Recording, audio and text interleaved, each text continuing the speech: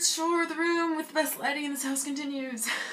Hey guys, Dot Masachek here of Rob Wanderlust, and today I want to talk to you about a subject that is near and dear to my heart, which is au pairing.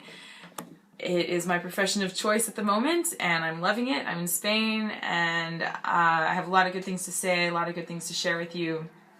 I've been getting asked a lot of questions lately about what is it, and what does it entail, and what are the pros and the cons, and all this stuff. So au pairing is basically like a facet of nannying. You're working with children, and you're living with the family, but it's distinct from nannying in that you are generally someone from another country who's come to a different country to have an exchange of culture and language. This is key because you need to be willing and wanting to travel and to immerse and see a place at more than just the surface level. You're not just seeing it like as a tourist. You're actually living there, and you're actually really becoming one with the culture and the family that you're with, hopefully, if it works out. It is kind of a gamble, not just for you, but also for the family. They're gambling just as much on you as you are on them, and so it can be kind of risky. Au pairing is interesting because no two situations are going to be the same. Every single culture, every country, every family, they're all like little microcosms. They're all going to be different, and no au pair is ever going to have the same experience as another. Even if they go to the same family, they're two people having two different experiences. So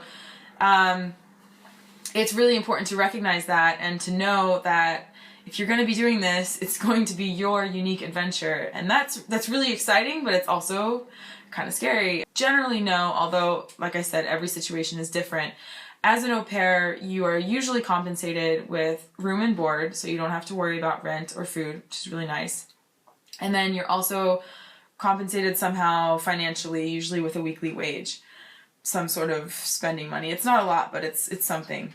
The family, in return, is getting from you somebody to teach their kids another language, somebody to teach their kids about another place, another culture, and of course some hours of childcare, and depending on the family, they might also want you to be doing some housework. These are all types of things that need to be negotiated up front before you get there. Of course, once you get there, you're going to be talking with them more about the daily routine and the schedule, but you really want to have a clear idea of what you're getting into before you go. That is a key thing to having a good experience as an au pair.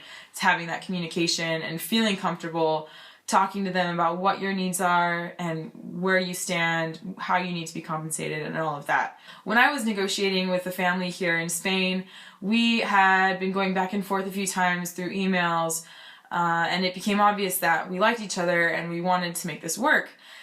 And at that point, I told them, you know, in order for me to make this happen, I really need you to help me with my airfare. I need to have my travel expenses covered. And I can find a cheap flight, but I need to have you pay for it. They rebutted me with by saying, you know, that's not something we normally do, but we'd be happy to help you because we really want you, and we can pay for half. And that was something that I felt good about, and so we agreed. I think as women, especially, we get pushed around really easily, and we let ourselves be pushed around, and we don't speak up for what we want. And half of the problem is because we don't know what we want, and the other half is that we're just not strong enough, or we don't have the courage to speak up for ourselves. And I think things need to change, and it's important when you're looking into this to know that you do have some power as far as asking for what you want in your job. I first got involved with au pairing. I first heard about it 2 years ago. I had met this family at a festival in Denmark, and no, it was in the UK. But they were from Denmark, and we became friends on Facebook. They put something up a few months later, how they were looking for an au pair, and I was like, what? This exists? Like, you're kidding me. This sounds like the perfect job for me. Like, it just seems so, like, almost too good to be true.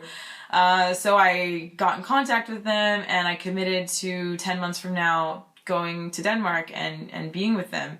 Of course, a lot of things changed in 10 months, and by the time I got there, I wasn't prepared for the culture shock. I was coming from South America, which I like to joke, like, could not be more different culturally from Scandinavian countries.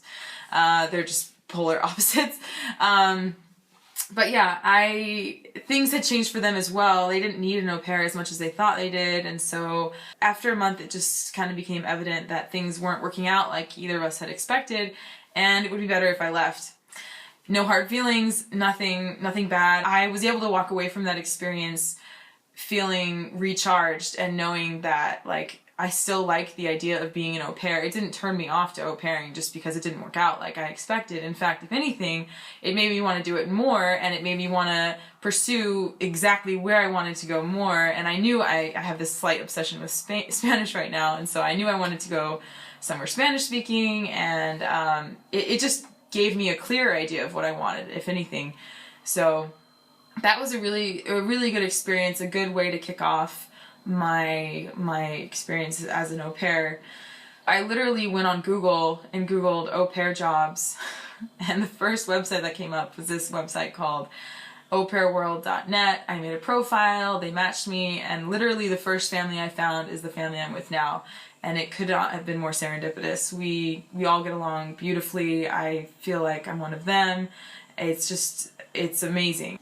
Au pairing is just such a beautiful way to exchange cultures and to meet new people and to really make more family. Like, I really feel like every time I go somewhere, I'm making more friends, I'm making more connections. Travel begets more travel, you know? The more you get out and the more you see the world, the more it wants to see you. That's like a new cliche I just invented, but really it's true. Like, in my experience in the last 2 years of living on the road, it's like it just keeps going. It just keeps going and going and going. And there is no shortage of people that want au pairs, and if this sounds like something that you're interested in, that seems like it would be a good fit for you, then look into it, you know, do some more research, and I definitely recommend it as a great way to get around the world. And if you're an open-minded, outgoing, friendly person, then it's definitely a good thing. You do need to have some patience with children. That's part of the I would say that's part of the job requirement. Just jump into it, you know, just go for it. Why not? You know, what do you have to lose? Negotiate your way through it and find your own adventure, because really it's going to be your unique adventure, and it's going to be yours. I've had mine, and I'm sharing with you what I've had, but your experience is only going to be yours, and that's the beauty of it. If you have any other questions about au pairing and you want to shoot them at me, feel free to do so. I might make another follow-up to this, I don't know, depending on the response. So let me know in the comments down below. If you like this video, go ahead and share it or thumbs up, whatever. And you can be sure to follow my blog as well at rawwanderlust.com. Okay, till next time, see you guys.